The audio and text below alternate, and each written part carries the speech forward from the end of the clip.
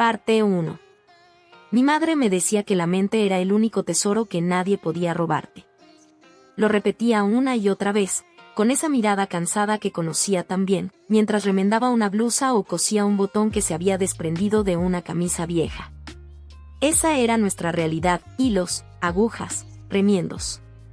Nunca nos sobraba nada. La vida en nuestro pequeño apartamento era una sinfonía de carencias, un constante juego de equilibrios para llegar a fin de mes. Mi padre trabajaba en la fábrica, un trabajo duro que le dejaba las manos agrietadas y la espalda encorvada.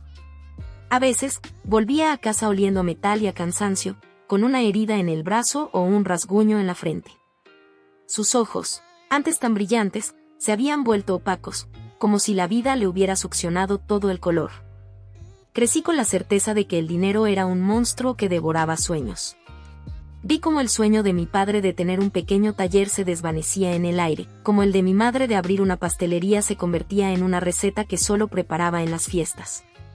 Aprendí a no pedir, a no soñar con juguetes caros o ropa nueva.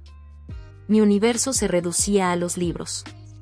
La biblioteca pública se convirtió en mi santuario, un refugio donde podía ser astronauta, detective, reina o poeta. Me sumergía en las páginas, y el mundo exterior, con sus deudas y sus preocupaciones, se desvanecía. La escuela era mi campo de batalla, y mi arma era mi mente. No necesitaba un uniforme nuevo para ser la mejor de la clase. Los profesores, al principio, me miraban con una mezcla de lástima y curiosidad. La niña de los zapatos gastados y el uniforme remendado. Pero cuando veían mis notas, su mirada cambiaba. Se volvía una mirada de respeto, de asombro. La física y las matemáticas eran mis favoritas. Eran como un juego de ajedrez, un rompecabezas que siempre tenía una solución. Me encantaba la lógica implacable de los números, la elegancia de las fórmulas. Recuerdo un día, en clase de física, la profesora nos puso un problema que nadie lograba resolver. Era una ecuación compleja sobre el movimiento de un proyectil. La clase se sumió en un silencio de frustración. Todos miraban sus cuadernos, susurraban, se rendían. Yo, sin embargo, sentía una emoción vibrante en el pecho. Me acerqué al pizarrón, agarré la tiza y, sin pensarlo, empecé a escribir. La profesora me miró con escepticismo, pero no me detuvo. Mis manos se movían solas, como si estuvieran guiadas por una fuerza invisible. Resolví el problema en minutos, y cuando terminé, la profesora me miró con los ojos muy abiertos, casi asustada. Fue en ese momento que supe lo que quería hacer con mi vida. Quería estudiar física, quería entender el universo, quería descubrir los secretos que los números ocultaban. Y para eso, necesitaba entrar en la mejor universidad del país. La universidad. Esa palabra se convirtió en mi mantra, mi obsesión. Era un faro en medio de la niebla, una promesa de un futuro mejor, no solo para mí, sino para mi familia. Me esforcé como nunca. Estudiaba hasta altas horas de la noche, bajo la luz de una lámpara de queroseno, mientras mis padres dormían, agotados. Mi madre me traía un vaso de leche tibia y me acariciaba el pelo. Su silencio era un apoyo más grande que cualquier palabra. Ella entendía mi sueño, lo hacía suyo. Mi padre, por su parte, me miraba con un orgullo silencioso, el mismo que sentía al ver cómo resolvía un problema que él no podía entender. El día de la graduación llegó. Salí de la escuela con las mejores notas, con un diploma que brillaba como el oro. Mis padres estaban allí, mi madre con los ojos llorosos, mi padre con una sonrisa que le iluminaba el rostro. Sentí que todo el esfuerzo había valido la pena, que el sacrificio había tenido un propósito. Ahora, solo faltaba un paso, la universidad. Llené la solicitud con una mano temblorosa, la misma mano que había escrito miles de ecuaciones, la misma que había resuelto problemas que parecían imposibles. Fui a la oficina de admisiones, con el corazón latiéndome en el pecho como un tambor. Entré, respirando hondo, y una mujer con un rostro serio me pidió que me sentara. Le entregué mis papeles, mis notas perfectas, mis cartas de recomendación. Ella las miró sin expresión, una por una, como si fueran simples trozos de papel sin valor. Y luego, me soltó la bomba. Me dijo que mis notas eran excelentes, que mi perfil era el de un estudiante excepcional, que tenía un talento natural. Pero que el talento, por sí solo, no era suficiente. Había que pagar. Y la suma era astronómica, una cifra que superaba con creces los ingresos anuales de mi familia. Era un muro de dinero que se levantaba entre mi sueño y yo, un muro infranqueable. La mujer me miró con una especie de lástima, como si estuviera acostumbrada a ver rostros de jóvenes que se rompían al escuchar esa noticia. Me dijo que lamentaba informarme que, sin la solvencia económica, no podía continuar con el proceso de admisión. Sentí que el aire se me escapaba de los pulmones. Era como si alguien me hubiera arrancado el alma. La voz de la mujer se convirtió en un zumbido lejano, y el mundo a mi alrededor se volvió borroso. Salí de esa oficina con los pies arrastrándose, con el diploma en la mano, ahora convertido en una carga pesada. Regresé a casa y no dije una palabra. Mis padres lo entendieron por mi silencio, por la mirada vacía en mis ojos. No hubo gritos ni lágrimas. Solo un silencio pesado, un silencio que lo decía todo. Mi sueño se había estrellado contra la pared de la realidad. Mis cuadernos, mis libros, mis ecuaciones, todo parecía inútil ahora. La mente era un tesoro, sí, pero un tesoro inútil si no había una llave para abrirlo. Los días siguientes fueron un torbellino de decisiones. Tenía que encontrar un trabajo, tenía que ayudar a mi familia. La universidad se había convertido en un sueño imposible, una estrella que brillaba en el cielo, pero que nunca podría alcanzar. Me sentía vacía, como un vaso que se había roto en 1000 pedazos. Me prometí a mí misma que dejaría de soñar, que me conformaría con lo que la vida me diera. Pero una parte de mí, esa parte que creía en la magia de los números, se negaba a rendirse. Un día, mientras buscaba en el periódico anuncios de empleo, vi uno que me llamó la atención. El anuncio era de la misma universidad, la misma que me había negado la entrada. Buscaban un vigilante nocturno. El sueldo era bajo, pero el trabajo era sencillo. Y lo más importante, me permitía estar cerca de lo que amaba, aunque fuera solo como una sombra. Decidí intentarlo. Fui a la entrevista y conseguí el trabajo. Me dieron un uniforme, una linterna, y un manojo de llaves que pesaba más que mi esperanza. Mi primer turno fue aterrador y emocionante a la vez. Caminé por los pasillos vacíos, con el eco de mis pasos resonando en el silencio. Vi los salones de clases, las bibliotecas, los laboratorios.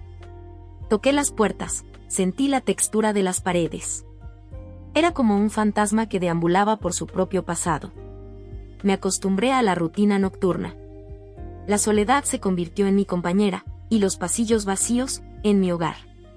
Caminaba de un edificio a otro, revisando las cerraduras, asegurándome de que todo estuviera en orden.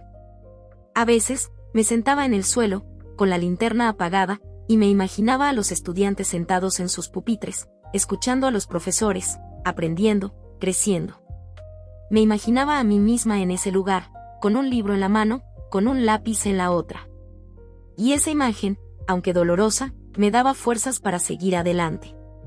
Una noche, mientras hacía mi ronda, noté una luz encendida en uno de los salones de física.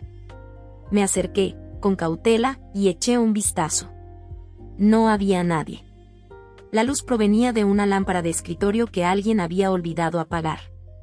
Pero lo que me llamó la atención no fue la luz, sino el pizarrón. Había una ecuación escrita en tiza blanca. Era larga, compleja, una obra de arte inacabada. Me quedé allí, observándola. Era un problema de física cuántica, un desafío que requería una mente brillante. Sentí una punzada de nostalgia, de añoranza. Me acerqué, con mi linterna en la mano, y examiné la ecuación. Noté que le faltaba una parte, una pieza clave para que la solución fuera posible. Mis manos temblaron, y por un momento, me sentí como la niña que resolvía problemas en su cuaderno, la niña que soñaba con ser una científica. Y sin pensarlo 2 veces, agarré la tiza que estaba en la bandeja del pizarrón y completé la ecuación. No había duda, era la respuesta. Sentí una oleada de satisfacción, de alegría. Era como si mi mente, que había estado dormida por tanto tiempo, hubiera despertado. Borré mi respuesta con la mano, pero algo me detuvo. No, la dejé. Quería que alguien la viera, Quería que alguien supiera que una mente, aunque estuviera encerrada en un uniforme de vigilante, seguía viva. Me fui de allí con una sonrisa en el rostro, una sonrisa que no sentía desde hacía mucho tiempo. Al día siguiente, en mi ronda matutina, escuché un grito. Era un grito de asombro, de sorpresa. Me acerqué y vi a un grupo de profesores y estudiantes rodeando el salón de física. El más experimentado de los profesores, un hombre con una barba blanca y una mirada intensa, estaba mirando el pizarrón con los ojos muy abiertos. Se veía que estaba atónito, con la mandíbula caída. Pude escuchar que preguntaba, en un tono de voz que resonaba en el pasillo, quién había resuelto la ecuación. El silencio se apoderó de la sala. Yo sentí que el corazón se me detenía. Quería salir, quería decirles que había sido yo, pero mi miedo me paralizaba. Y en ese momento, un estudiante, un joven con ropa cara y una sonrisa arrogante, se adelantó y dijo que él había sido. El profesor lo miró con escepticismo, su mirada se clavó en la del joven, como si quisiera leerle el alma. Y luego, el profesor hizo algo inesperado. Le pidió al joven que resolviera otra ecuación, una mucho más compleja que la anterior. El joven se acercó al pizarrón, con una sonrisa de confianza, pero su rostro se volvió pálido al ver la nueva ecuación. Intentó resolverla, pero sus manos temblaban, y sus ojos se perdían en el laberinto de números. Se rindió, se apartó del pizarrón y dijo que era un error, que la ecuación no tenía solución.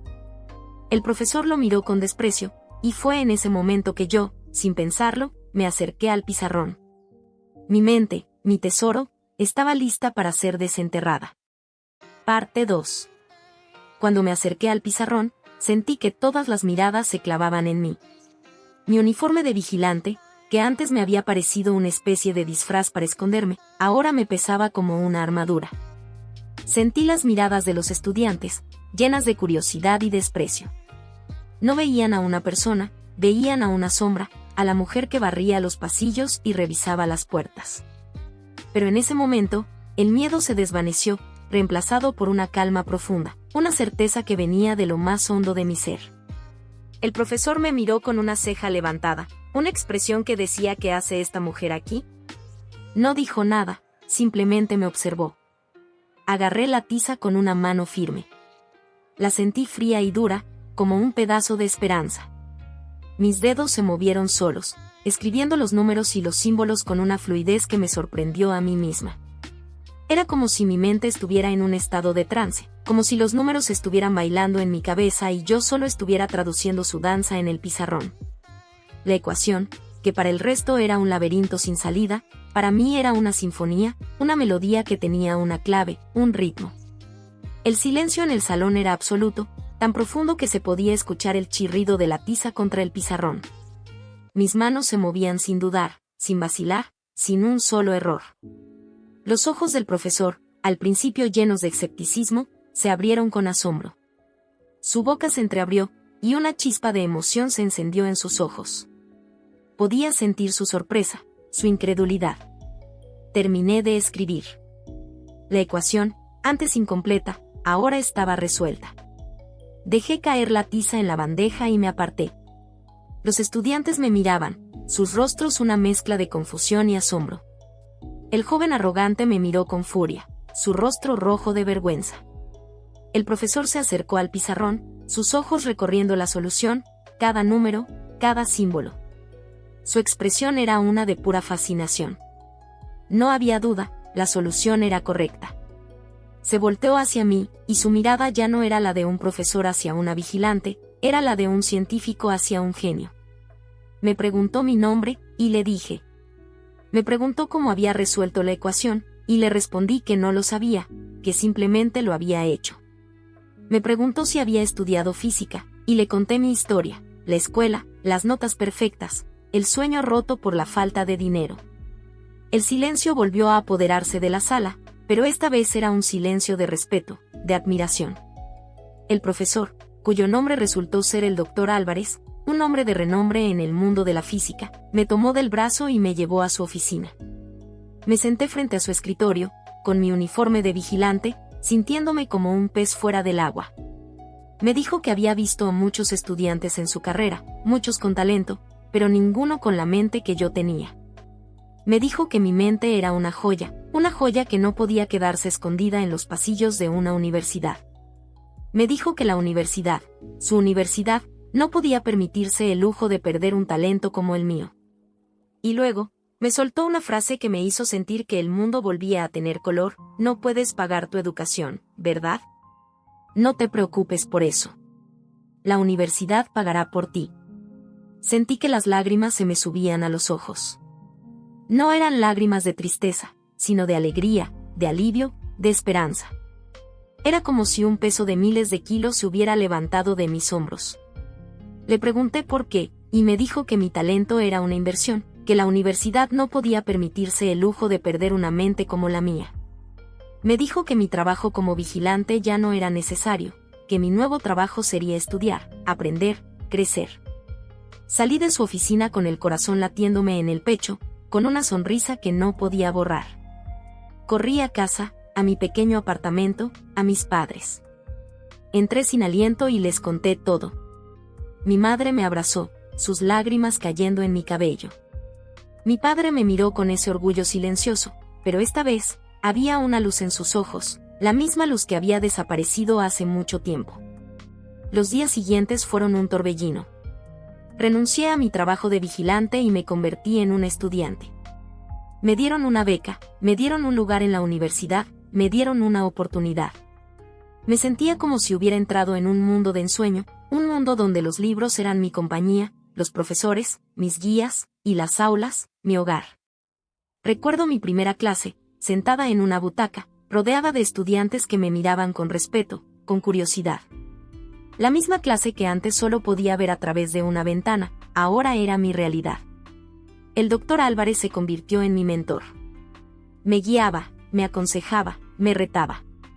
Me daba problemas que parecían imposibles, y yo los resolvía con una facilidad que lo sorprendía a él mismo. Me di cuenta de que mi mente, ese tesoro que mi madre me había dicho que nadie podía robarme, había encontrado su hogar. Mi vida se transformó por completo. Dejé de ser la niña de los zapatos gastados y el uniforme remendado. Ahora era una estudiante, una científica, una mujer con un futuro brillante por delante. La universidad se convirtió en mi familia, y la física, en mi pasión. Me di cuenta de que el dinero era importante, sí, pero que la verdadera riqueza no estaba en la billetera, sino en la mente. Me di cuenta de que un sueño, por más imposible que parezca, puede hacerse realidad si uno cree en él. Y me di cuenta de que la vida, a veces, nos sorprende de las maneras más inesperadas, y nos da una oportunidad cuando menos lo esperamos. Me convertí en la mejor estudiante de la universidad. Me gradué con honores, y mi nombre se convirtió en sinónimo de excelencia. El doctor Álvarez, el hombre que creyó en mí, me dijo una vez que mi historia era un ejemplo de que el talento no tiene precio, que el conocimiento no tiene barreras. Y me dijo que el mundo estaba esperando por mí, que la ciencia estaba esperando por mí. Me sentí agradecida, pero sobre todo, me sentí en paz. Había llegado a la meta, pero sabía que este era solo el comienzo de un viaje mucho más largo. Mi historia es una historia de lucha, de sacrificio, de sueños rotos y sueños reconstruidos. Es una historia sobre una niña que creció en la pobreza, pero que nunca dejó que la pobreza le robara su mente. Es una historia sobre el poder de la educación, el poder de la creencia, el poder de la esperanza. Y es una historia que me recuerda, cada día, que la mente es el único tesoro que nadie puede robarte, un tesoro que brilla con más fuerza en la oscuridad, un tesoro que espera a ser descubierto. Parte 3. La beca fue el inicio de un nuevo capítulo, pero no el final de la historia. El primer día de clases, sentada en ese amplio salón, me sentí una impostora. Todos los demás estudiantes parecían encajar a la perfección. Hablaban de sus veranos en el extranjero, de sus coches nuevos, de sus viajes. Yo solo tenía mis cuadernos y una mente llena de ecuaciones. El uniforme de vigilante ya no estaba, pero sentía que su sombra me seguía a todas partes. Me preguntaba si realmente pertenecía a ese lugar. El miedo a no ser suficiente, a que se dieran cuenta de que era la misma chica que limpiaba los pasillos, me corroía por dentro.